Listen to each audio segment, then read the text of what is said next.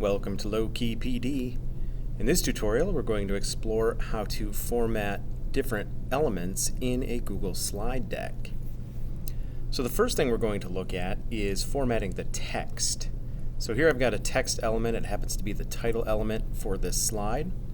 I'm going to highlight this and go up to the menu option where it says Format. And I've got a bunch of different options here. For text, I can make it bold, italicize it, underline it, strike it through, make it superscript, subscript. And then I can also play with the size, the color, the highlight color, and different ways to capitalize. I can either make everything lowercase, make everything uppercase, or use what's known as title case, where the first letter of every word is capitalized.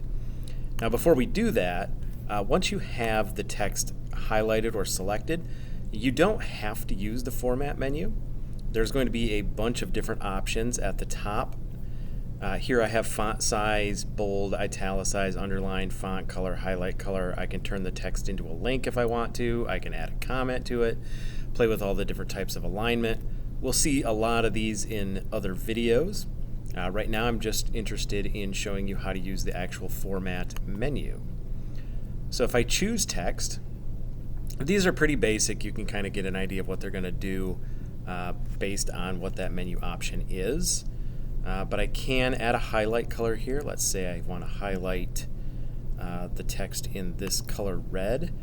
And then notice what happens. The font stays the same color. The font is black, and then it just highlights it as if somebody took a red digital highlighter and wiped it across the screen, and now I've got this text highlighted in red. So there's a bunch of different ways you can format text elements in your Google Slides. And those are just the basics.